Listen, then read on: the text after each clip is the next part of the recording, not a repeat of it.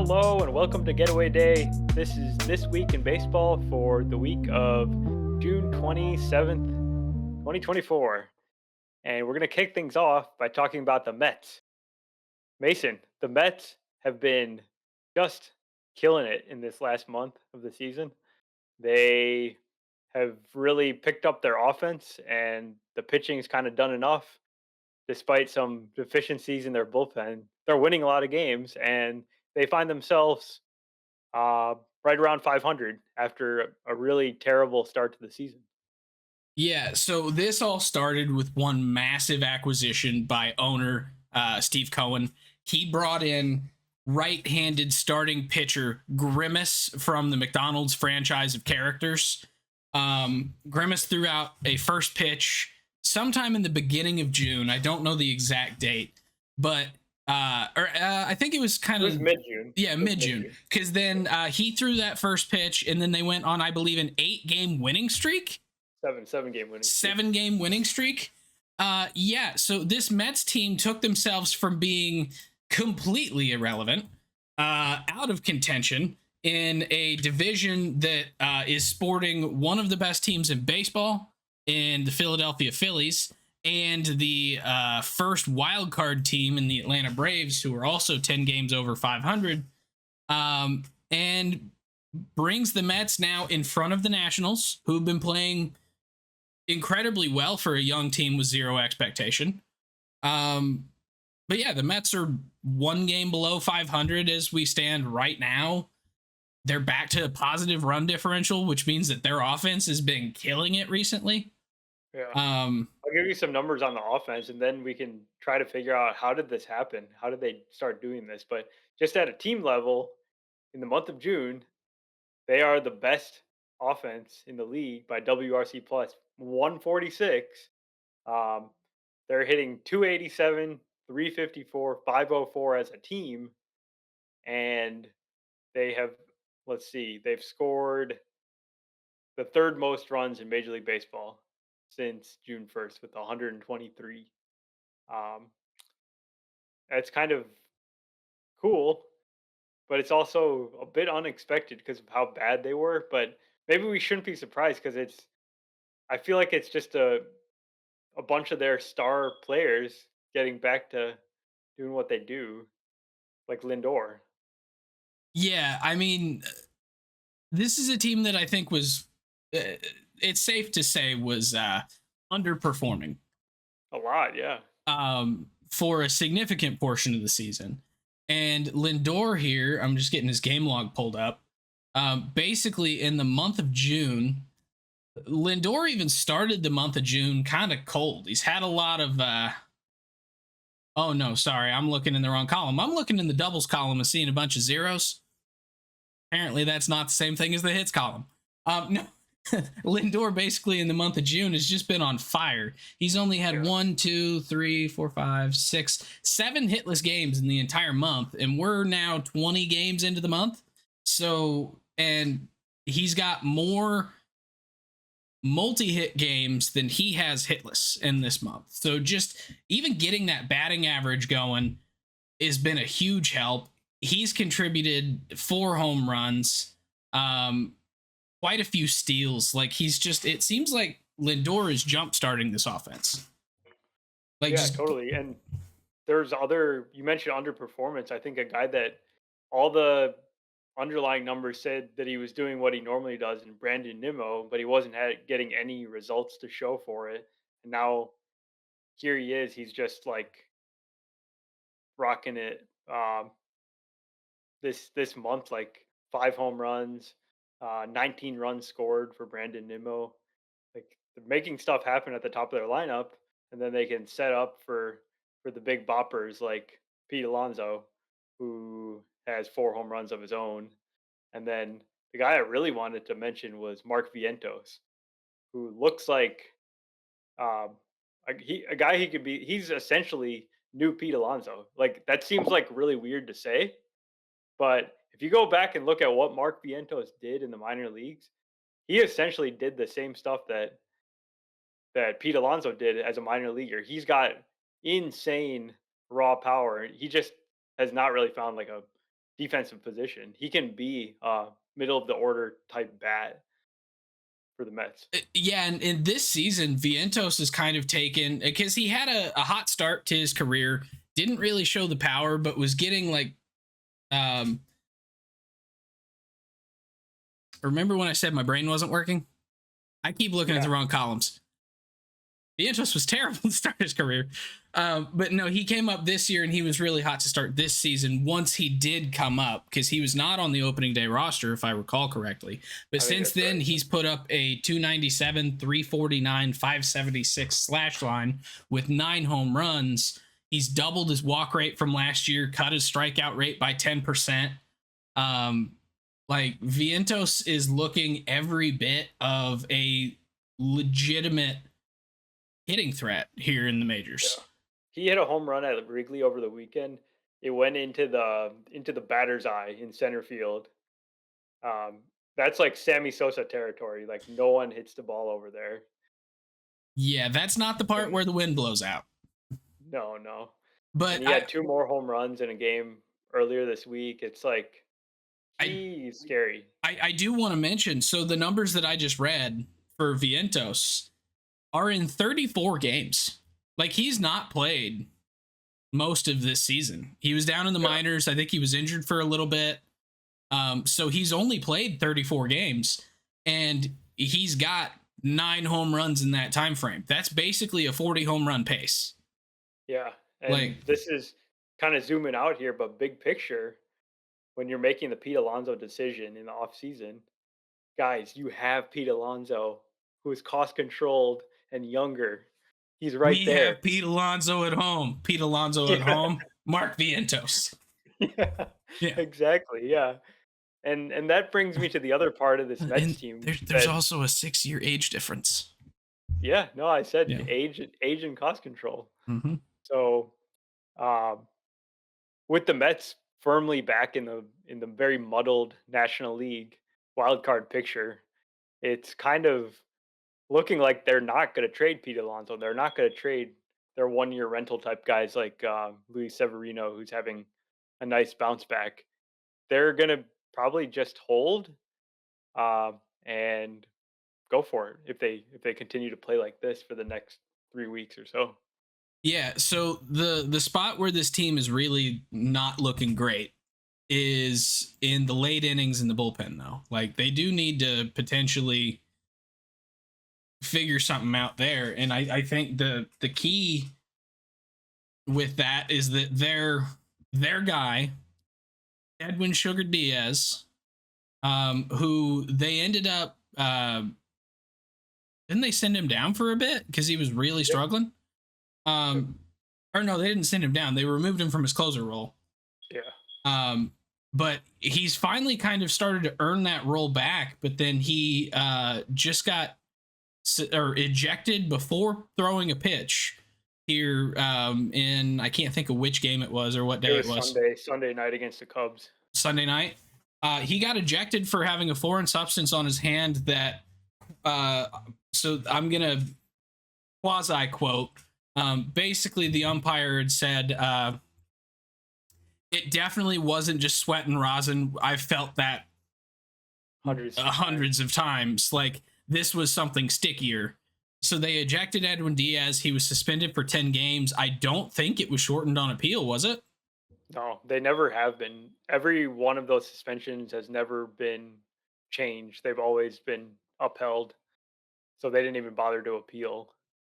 Yeah. So Because it's like one of those things like, how do you win the appeal for that? Because it's such a subjective test. There's no like measurement that's made for the stickiness factor of his hand. yeah, which I there are as engineers we know there are actual tests to determine how sticky something is. Right. I feel Well, like we how could do you, develop a tester. I think we could. It would just be it would be tricky for sure to figure out what the allowable limit would be because everyone's got a different hand and everyone's got different skin and Yeah, how I they mean sweat it and it stuff. it wouldn't be easy. It would be probably like at least a year long just like study on just getting measurements in an actual lab setting. for a bunch of different guys that are willing to participate. And then those same guys, if we could say, okay, for the purposes of our study to make sure we're doing this correctly, please put on this foreign substance that we know what it is. We'll test it. We'll go wash it off and we'll do things again and we'll develop it that way. But there needs to be some actual study and development on a tester, because just having Eric Backus, which he wasn't the guy that ejected him, I don't think, but having Eric Backus go, oh yeah, that's 12 times stickier. Yeah, exactly. No. No, so we're thinking the exact same thing. So we want some measurements here. We Oh yeah, want I some want data. science. I want science in Yeah, here. Like if you're yeah, gonna suspend a guy for 10 games without an appeal, like I get a couple games for a reliever. I get maybe 10 games as a starter, 2 starts. Okay. Um, but to suspend a reliever on something so subjective for 1/16 of the season, it seems a little bit yeah, like yeah. And I think I understand why they started cracking down, but why did they stop pushing to improve the system that they had? the real answer, we've definitely talked about this before, is to just give the pitchers an approved substance that is allowable. Yeah. And, Yeah, that's true. yeah. So, I don't know. MLB's dumb. They're very Did you see slow. his hand though? It looked really like gray and it No, looked I kind of didn't. funky. It didn't. It looked like he had sticky stuff on his hand. I mean, David Cohn was saying on the broadcast that he thought that your hand could look discolored like that even if you just use sweat and rosin, Mhm. but we'll never know. We'll never know if he really did it or not. Yeah. And it's not like Yeah. we can go look at his numbers for that game and see if they're up because he didn't throw a pitch, which that's the right time to eject somebody for a foreign substance is before they have an impact on a game.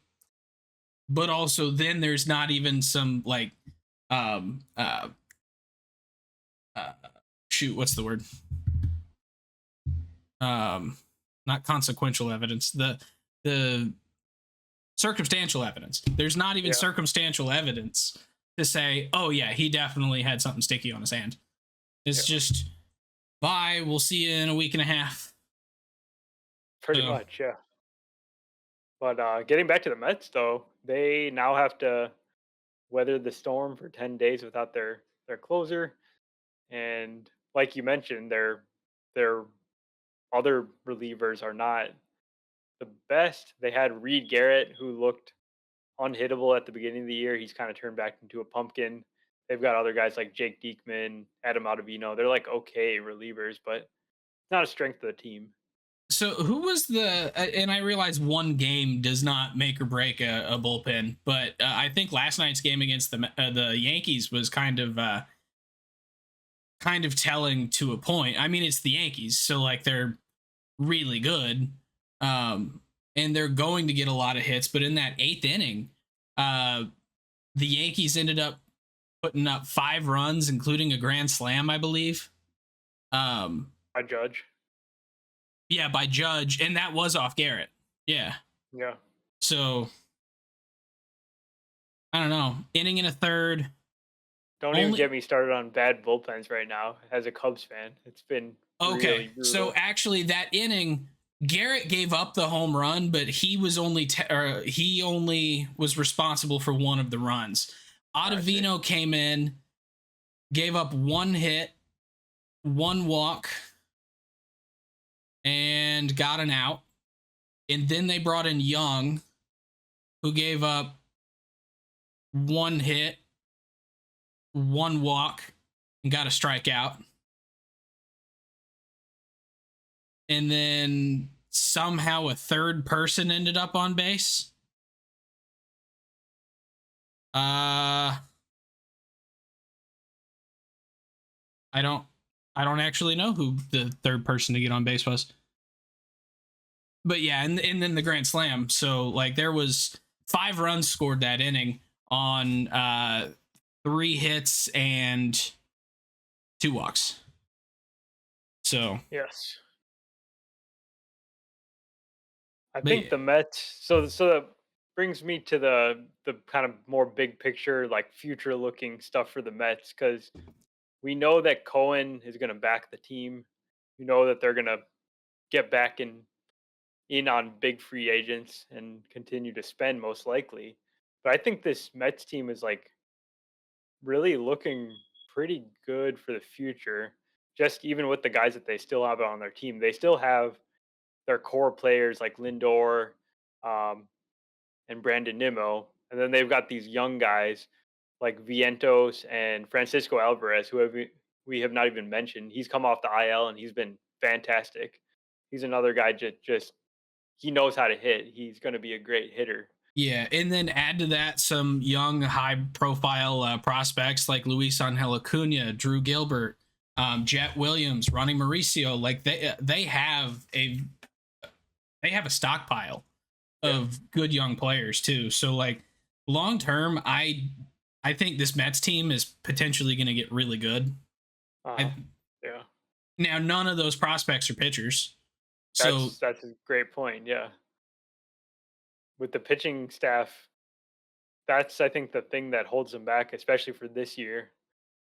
Their best pitcher is Severino, but the other starters are not really scary.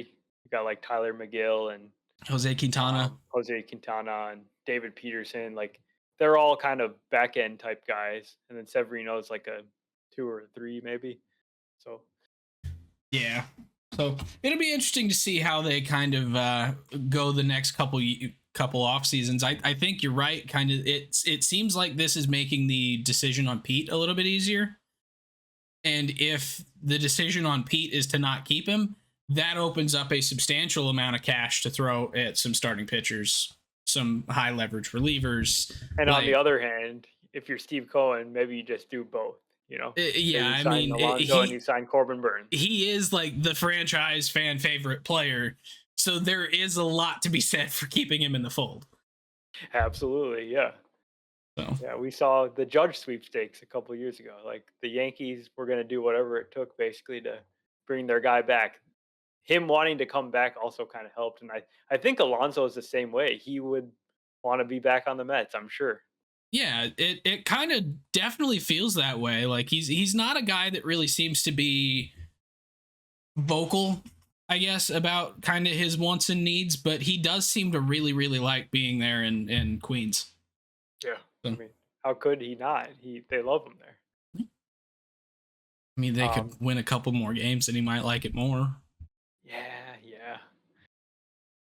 Um, but on the other side of town, as the Mets and the Yankees play in the Subway Series this week, the Yankees seem to have hit their first rough patch of the season. They've hit some injuries. Giancarlo Stanton is going to be out for a month with a hamstring injury. Never heard of that one before. Uh, and they've been losing a lot of games. Sorry, Um, that was the Gotham equivalent of the meme from Friends where Phoebe just goes, "This is entirely new information." yeah, exactly. So what's wrong with the Yankees? And are we worried? Is this just a random little thing that happens in the middle of a long season? Well, I don't like Garrett Cole's start yesterday, where his Mm, velocity's down. He gives up 4 home runs and 4 walks. That definitely is not a great sign with him coming right off of a shoulder injury, right? elbow. Elbow injury. So, not a big fan of that.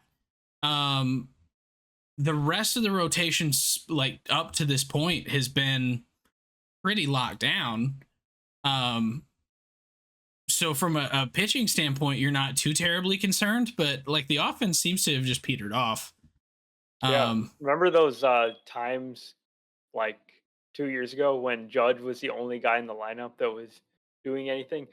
That's I'm not saying that they're at that level. They obviously have Soto, they have other really good offensive players, but maybe the Yankees are sort of feast or famine at times, and every baseball team's a little bit feast or famine, but they might be especially struggling here with their depth because now they're down Stanton, Rizzo's out for 2 months at least. So They're remember when I just said that Francisco Lindor had only 7 games this month without a hit? yeah. That's pedestrian compared to Aaron Judge's only 3 games without a hit. So yeah, like Aaron Judge is still very, very, very much the best hitter in baseball by far. Full stop. Period. Now We'll revisit that we'll thought in a revisit that second. exact statement here very shortly, but like yeah, it just kind of feels like right now Judge is having to carry the whole team from an offensive standpoint, and like it's been known to work to a 500 100 record. So Mhm. with them having this far of a lead in the wild card, I don't want to say the division because it's only like a 2 game lead in the division, but they're still very much comfortably in place for a postseason berth. They need some other people to step up and help some of these guys lower down in the lineup, because I think outside of Volpe, Soto, and Judge and Stanton, like really the back half of the lineup over the course of the season has just been kind of. Is that Yeah. fair to say? I think that's reasonable. I think you got to give some credit to guys like Verdugo and who am I missing here? I Maybe I, you're right. I was gonna Maybe say I think it's just Verdugo, because Verdugo has been very good. Don't get me wrong, yeah. but like Gleyber Torres has not really done anything. Who's playing third? Uh, no. Yeah, I don't either. Yeah. Like I don't know. It just outside of Volpe at the top, getting on base for Soto and Judge, And and then even Volpe's kind of like turned bad has since he? the very beginning of the season. Yeah. He's not walking whatsoever. The strikeout rates come back up and he's just not doing a whole lot. Like this month has not hit a homer. Just a 242 average with 265 OBP. It's like not. Somebody get these boys a roof and some AC, because I think maybe they just don't like the hot. Yeah, no, that's a good point. And something league wide, offense tends to tick up um, as it gets hotter, and pitchers have a tough time with like staying fit. Did you see Hunter Green? He just kind of like threw a pitch and then he turned around and puked on the mound and then went about his day. No, I didn't see He that. was he's really been struggling with heat the last two starts. Yeah, and I mean it's been like It's been abnormally brutal. hot the last Yeah. couple of weeks, and I like just the last 2 series here in St. Louis have been like a perfect example of that. Like the Cardinals broadcast keeps talking about how the Cardinals actually have a leg up because they live here.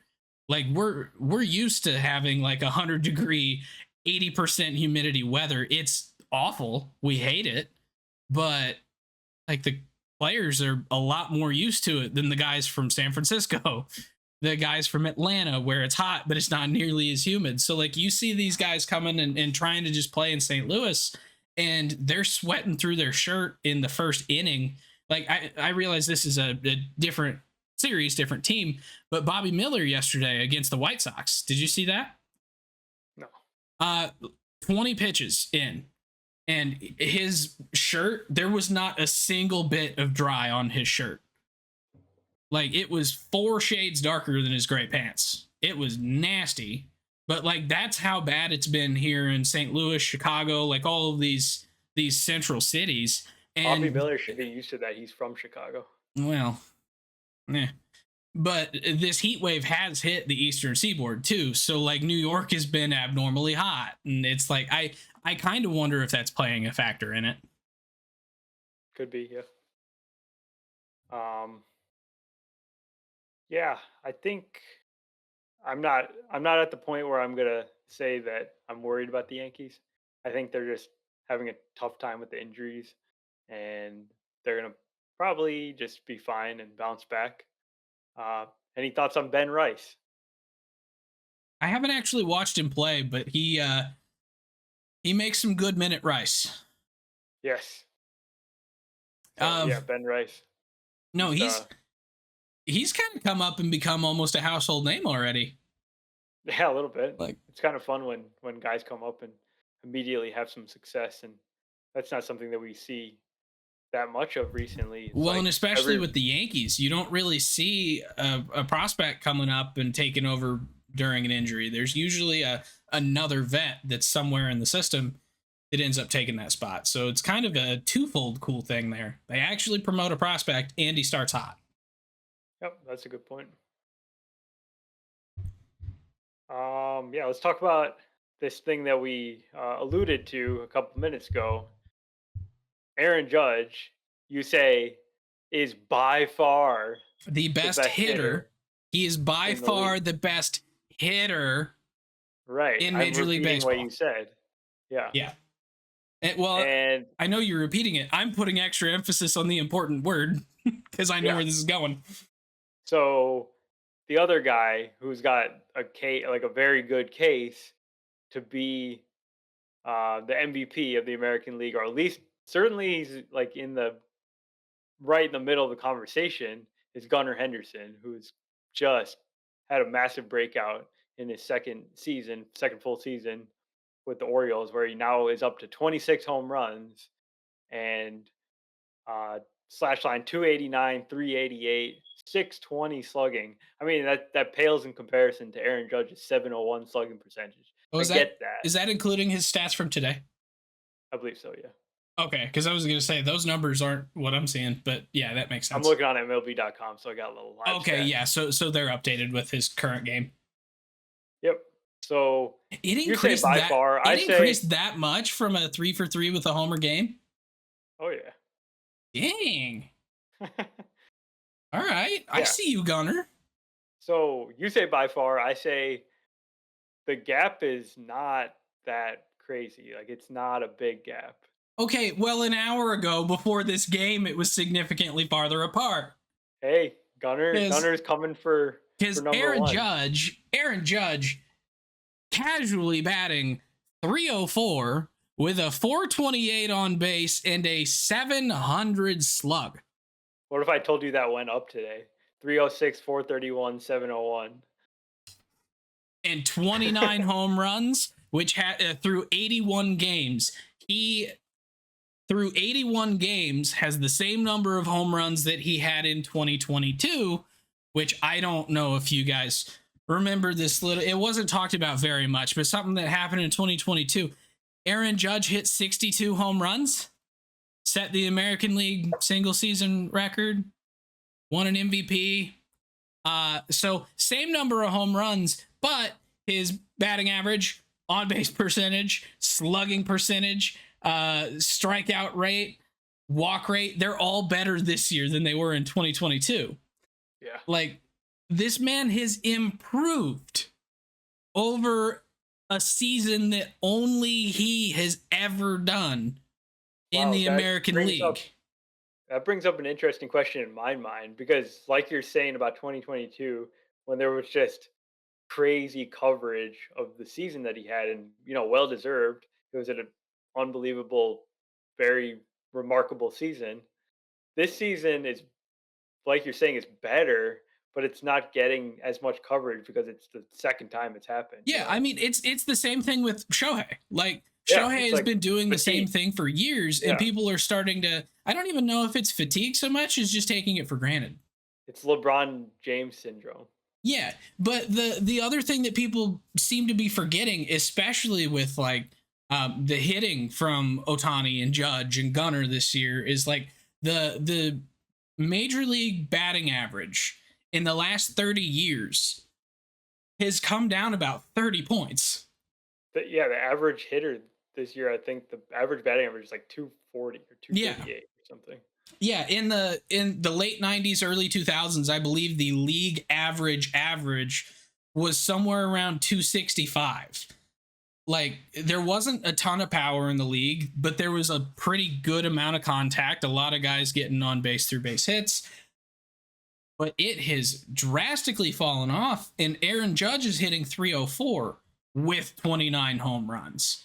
Like, yeah, the OPS is the lowest this year since it's been in like the 70s, 80s, somewhere in there. Like, it's been kind of this has not been a good season for hitters, and we're Yep. seeing this man do better than he did in the greatest season since Barry Bonds was in the league.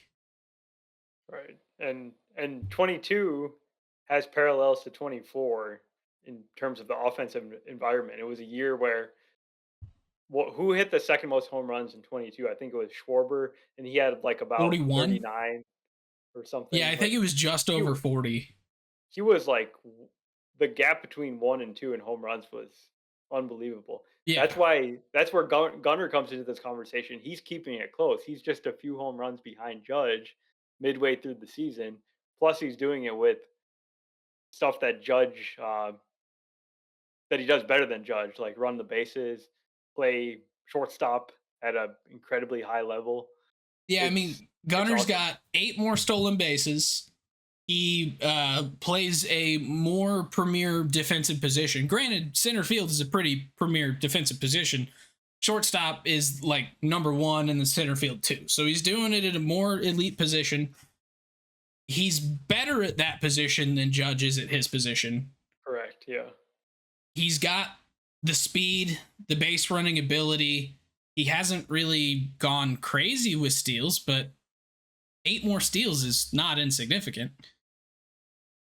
Walks almost the same amount, strikes out Yeah. ever so slightly less. Like there are a lot of reasons to say that Gunnar is as good of a hitter as Aaron Judge. I do think it's the pure contact and walk ability that Judge has shown a leg up on that still lets me personally say that Judge is the best hitter. It is no longer a landslide, but he is Yeah. still the best hitter in the league. I'm totally on board with that. Like I'm not trying to make the case for Gunner being better than Judge as a hitter, but I Now, want to appreciate him and say this is a crazy season because like in 22 they're on. I mean, there was Shohei, yeah, but from just an offensive perspective, like Shohei and Judge did not stack up actually. There was no case for Shohei just as a hitter versus Judge. And yeah, this year there actually is someone that's within shouting range. Like that's awesome. yeah. Now the question is, do you value um 3 more home runs, 20-point batting average, 40-point OBP, and 90-point slug more, or elite defense at the premier defensive position on the field? Like, that's the difference that you have to look at here in the MVP debate between these two. Is Well, Judge does have a leg up hitting, and some of those numbers do seem gaudy. 100 points in just slug, that's that's not insignificant. But like 282, 383, 607 is still phenomenal.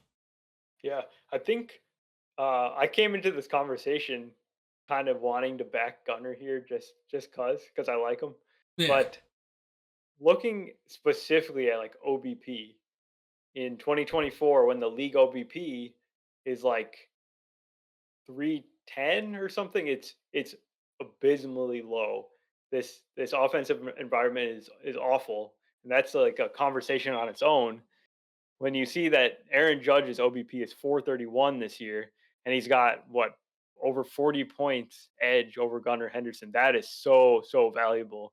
That's something that is that's like the number one uh, most important edge I think that Judge Yeah, provides I over mean, we've all Henderson here. seen the movie Moneyball. Why do we want him? Gets on base, OBP. Exactly. Gowie, real quick, minimize your Fangraphs page. I have one very, very quick trivia question for you. It is a this or that type of answer. All right, What do you think is higher in 2024? Stephen Kwan's batting average okay. or Aaron Judge's ISO? That's a real tough one. That's a really high ISO because I know Kwan's hitting in the upper 300s. I, Um, Stephen Kwan is batting 385. 385. I'm gonna say that Judge's ISO is not higher than that. Aaron Judge's ISO is 396. Oh man, Yeah, that's an ISO. What? that's his ISO. That is insane. Yeah. Yeah.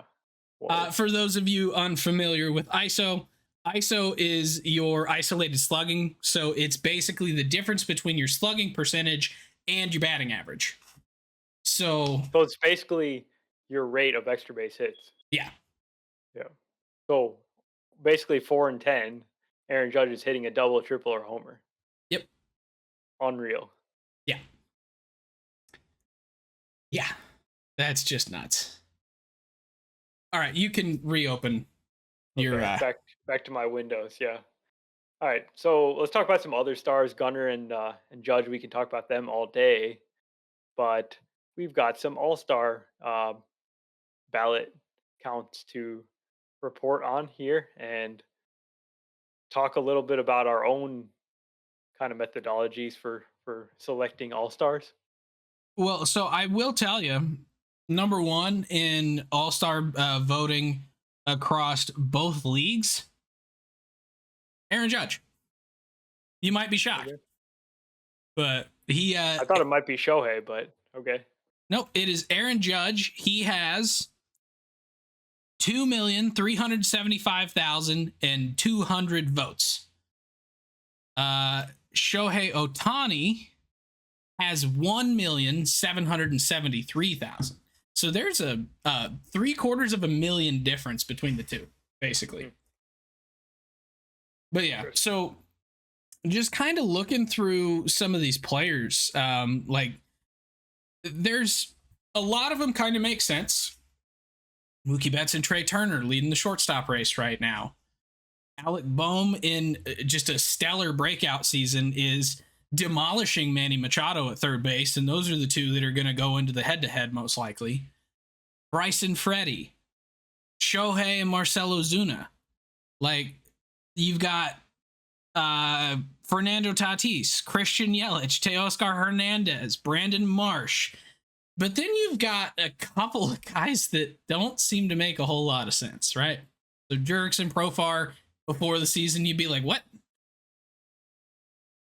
You've got, I think there's Jurickson Profar is the leading vote getter for outfielders. Yeah, he's the leading vote getter. Yeah, That's awesome. Okay, so like that brings me to what the ballot looks like, right? The ballot for the All-Star game is the names of all the players Mhm. and their stats to that point in the season. Or but like only some stats. It's like only your some base. stats. It's like home runs, Batting average, batting home average, run, on base RBI. percentage. Yeah, it's your triple slash, your home runs, your RBIs, and stolen Steals, maybe? bases. Yeah. I think it's just those 6. Yeah, so that's like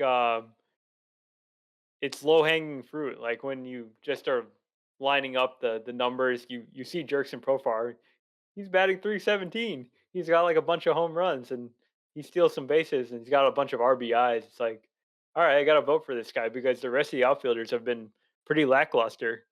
It's actually like been kind of bad there. But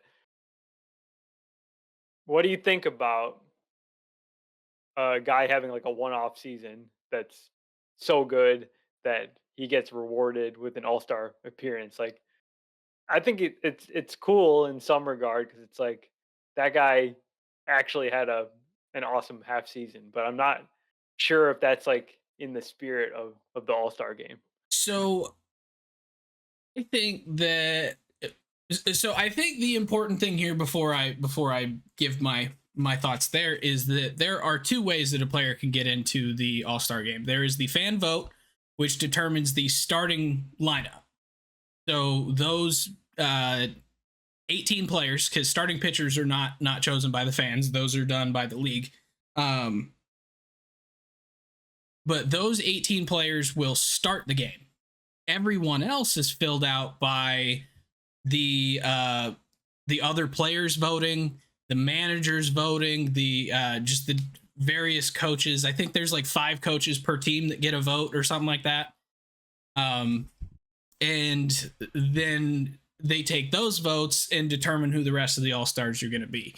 So there's the people that like you and I look at and go, oh, that guy's an All-Star or that guy's not.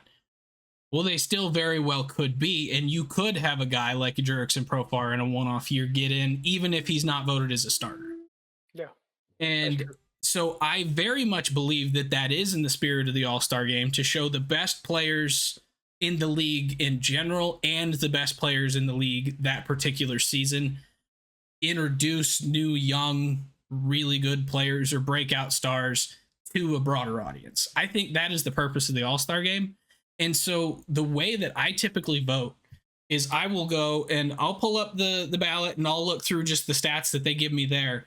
But I pay enough attention to baseball that I already kind of know who's having like a spectacularly wild season compared to the rest of their career, or which young player like for example, Ryan Mountcastle is having like an insane year for what he does. Like, he is my vote for American League first base. He's not a guy that gets talked about very much, but he's out hitting Vlad in most categories, and Vlad is kind of the other guy that people are looking at.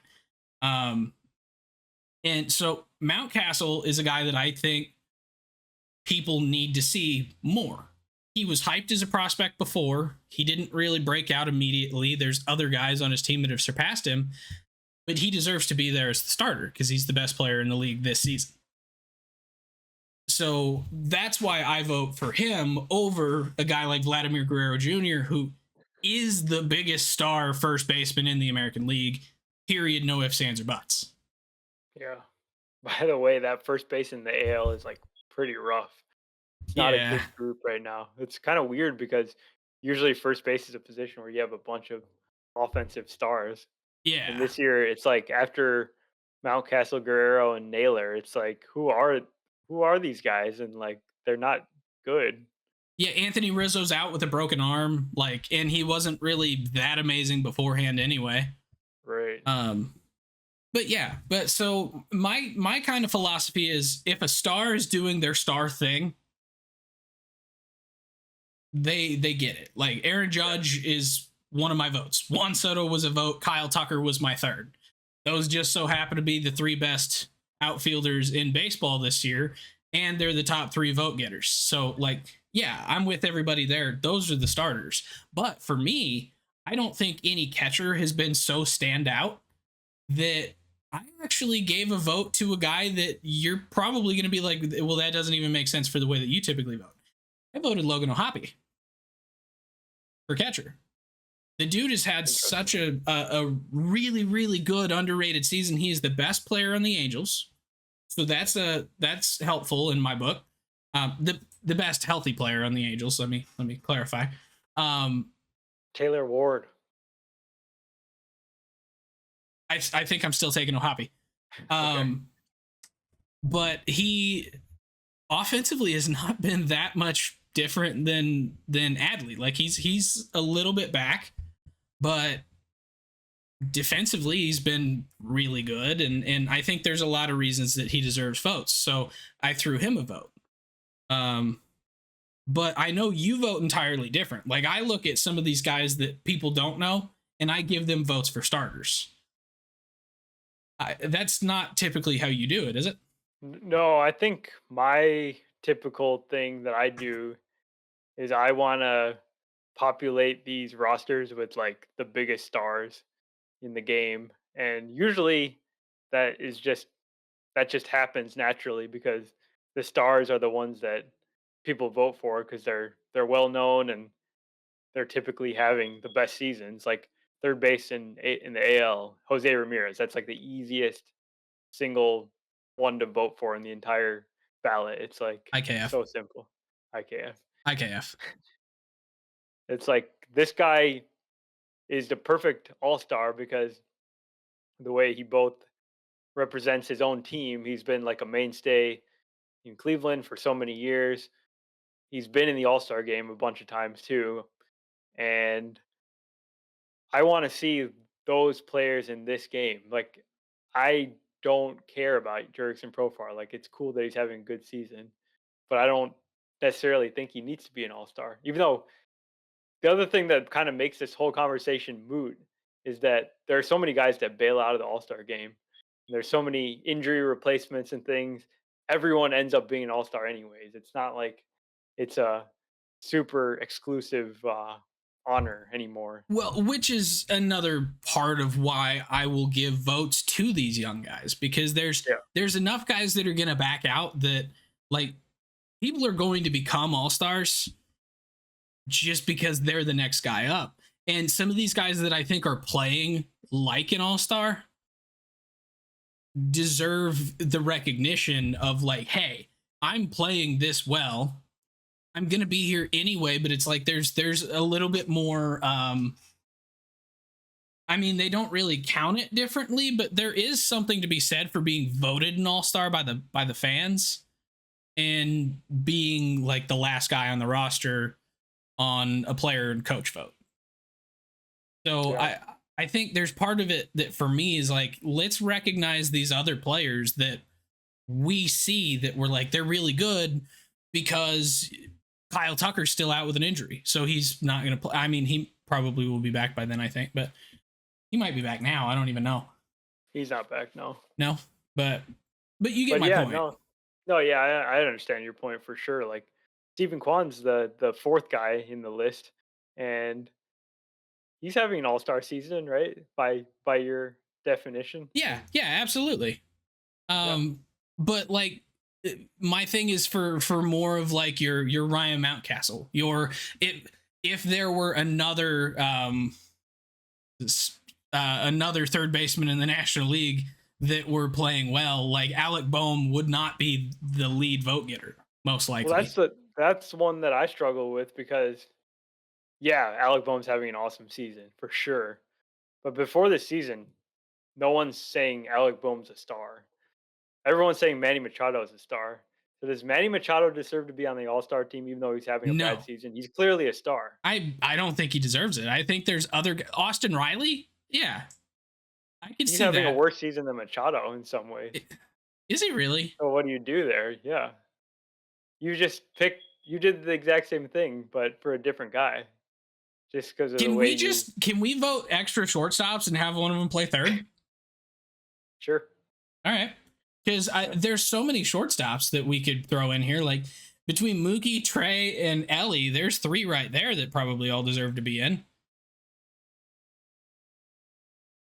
And then you've got Mason Wynn, who like is one of the top position player rookies this year that isn't anywhere on the list. But like, if you were to say like a young, not star yet, but a star in the making potentially, you could say him. Ellie already has that name recognition from things he's done.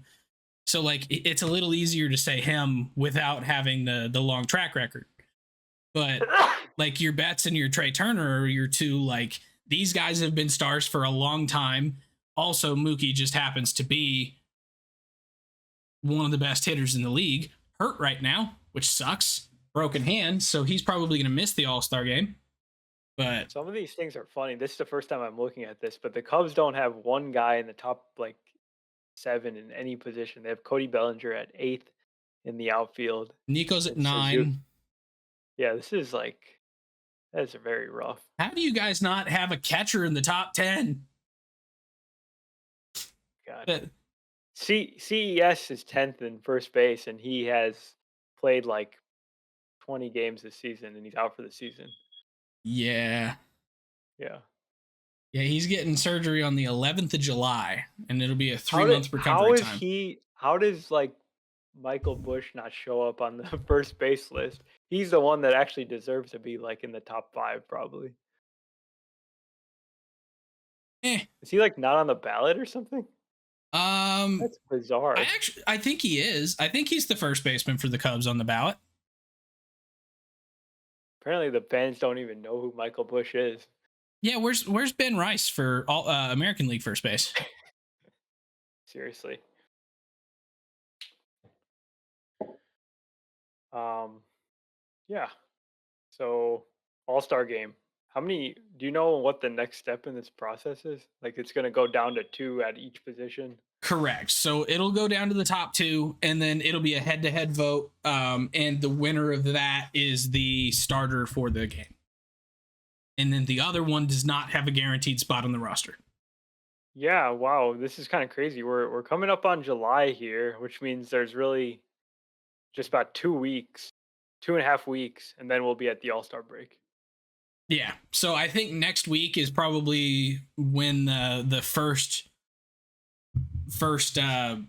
segment of the voting ends, and then it'll go to that head to head, and it'll be like 5 days of voting, and then which everybody can vote 5 times per day, by the way. So if you haven't been voting, MLB.com, go to the ballot.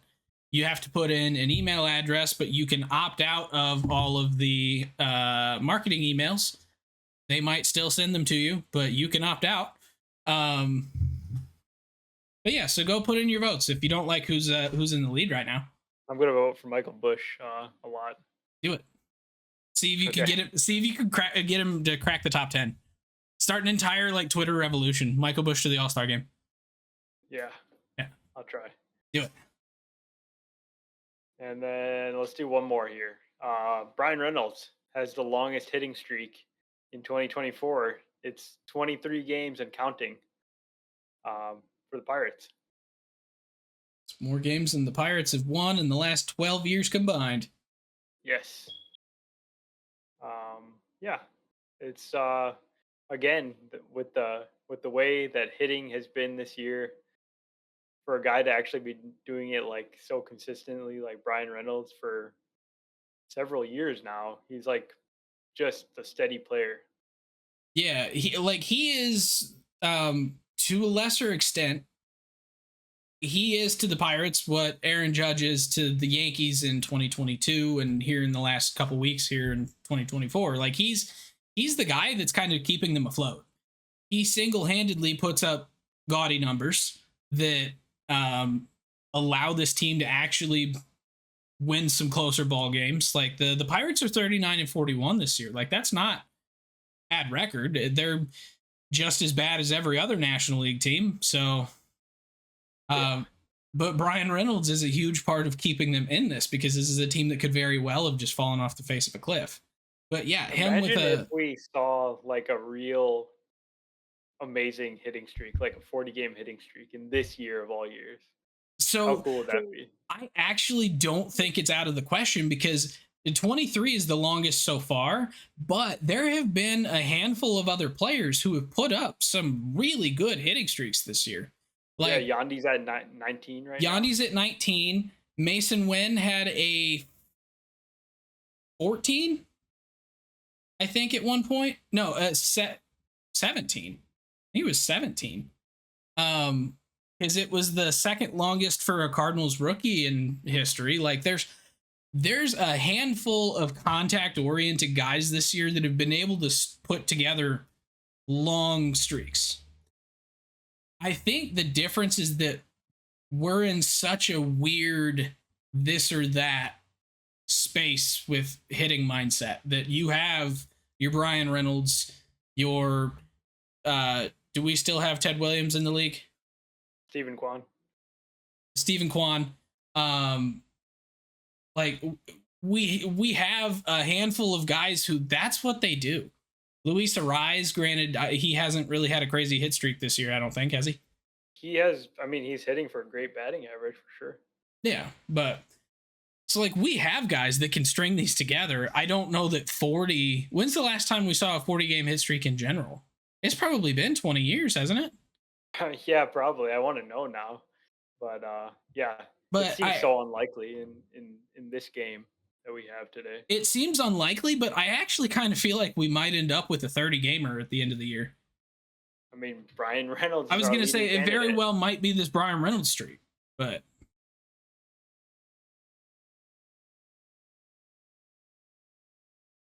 looks like Jimmy Rollins had like 38-game hitting streak in 2005 through 2006. Okay. And we have not seen a 40-game hitting streak since like 1978, and that was Pete Rose with a 44-game hitting streak. So not even Ichiro had one? Mm-mm. Wow. Nope. All right then. Yeah, it's incredibly.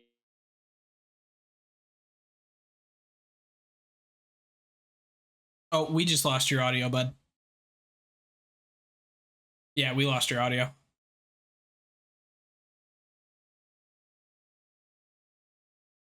Nope. All right. Well, I think that maybe calls it for us for tonight. So we just lost audio. That was the last thing we had on the agenda. So thank you very much for hanging out with us tonight. Check back with us on Wednesday live on Twitch, where we will record next week's episodes, and we will see you guys next time. If you enjoy the podcast, please subscribe on your favorite podcasting app and YouTube to make sure you don't miss any future episodes. Join the conversation on Facebook, Twitter, Instagram, and TikTok at Getaway Day Pod. If you enjoy card collecting, check out our sister YouTube channel at Getaway Day Cards.